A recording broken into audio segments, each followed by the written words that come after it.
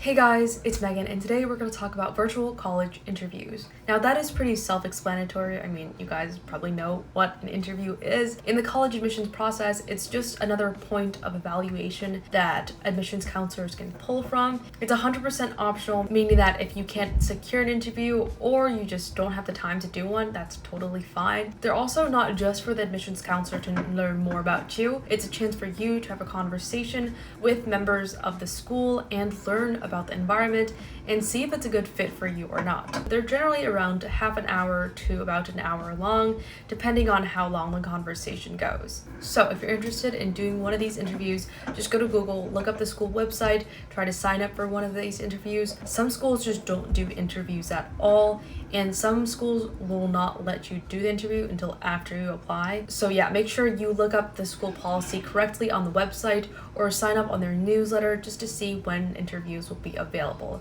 And of course, with the pandemic right now, all interviews will be held virtually, and so all of my advice will pertain to virtual interviews. So without further ado, let's just get started. So the first thing you want to do right after you sign up for that interview is prep for that interview. Do your homework.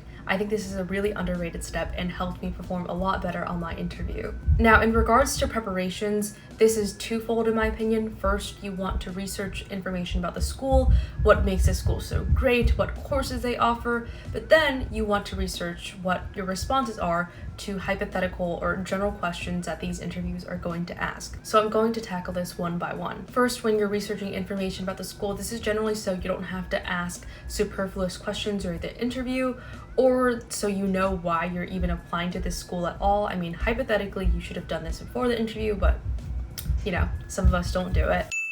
So in my experience, I looked up basically the location of the school, the programs they offered, their academic strengths, their study abroad programs, things that are non-subjective, but also things that can form into my opinion of the school and why I think I'm a perfect candidate for them. So you can do this through a multitude of ways. You could attend a virtual tour of the school, which you can access through the website. You can attend a virtual online session.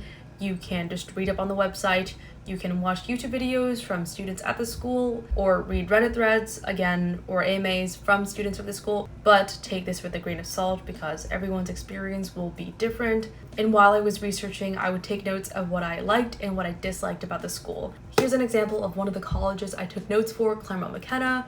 So here I just wrote down their mission, the majors I was interested in there, the professors or classes that I was interested in there, the clubs that I liked, and I also noted academic programs or opportunities they had, such as the consortium or DC internships. Again, all of this information is online, and this just gave me a much better understanding of what I was trying to get myself into and what I would say to the interviewer, which leads me to my second point, trying to prep for your responses to the questions in the interview. Now, some schools will post their questions or just general questions that they will ask you during the interview. I know Penn does it, and I know Claremont McKenna does it as well, but again, it varies school to school. So they'll ask you about your background, your interest, and your extracurricular involvements. But on top of my head, I could think of, tell me a little bit about yourself, tell me what your favorite class is, what would you change about your school, why blank school. During the interview, they're just trying to gauge who you are as a person and who you are as a learner. Knowing the responses that you're going to have to these questions is really, really helpful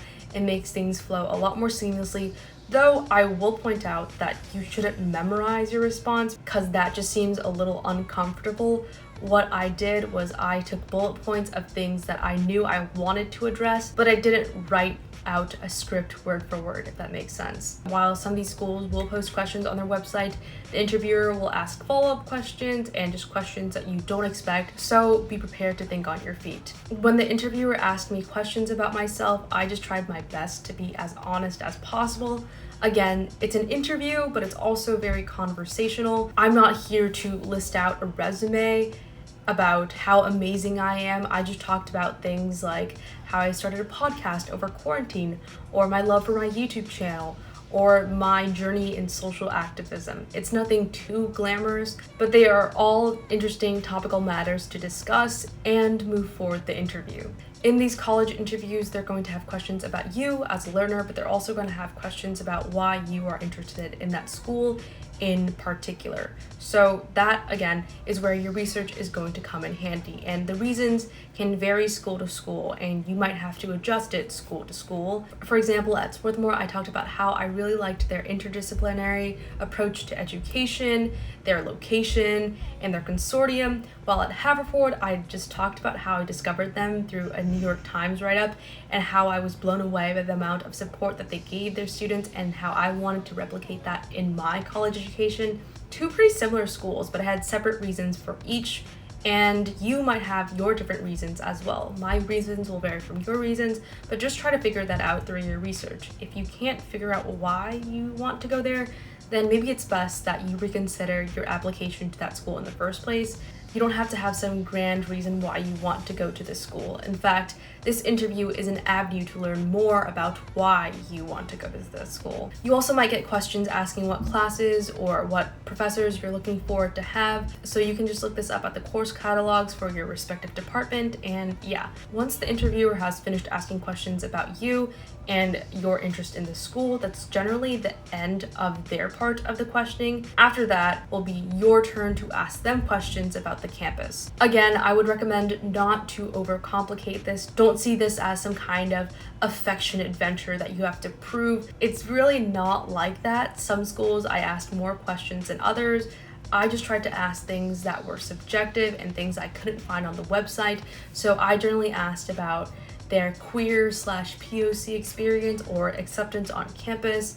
I also talked about what they did in their free time and the clubs and traditions that they enjoyed on campus. I asked about the level of support they received from their alumni network or just from the school in general. And I think that was really pivotal for me to really truly understand the experiences of the students on campus. I feel like on a school website sometimes, or not sometimes, a lot of the time they will be trying to sell you the best version of the school, but to actually have this down-to-earth conversation with an interviewer who's usually actually just a senior at the school or still pretty young is really nice, because they can give you that honest discussion and they might be able to tell you some things about the school that are not so pretty. During my Haverford interview, I asked about the POC experience at the school, and my interviewer was also a woman of color, and we had a discussion about how her experience was and how it wasn't all rosy as much of a liberal arts college as Haverford was. Once again, it's a reminder that the interview is not just so the school can see you in a positive light.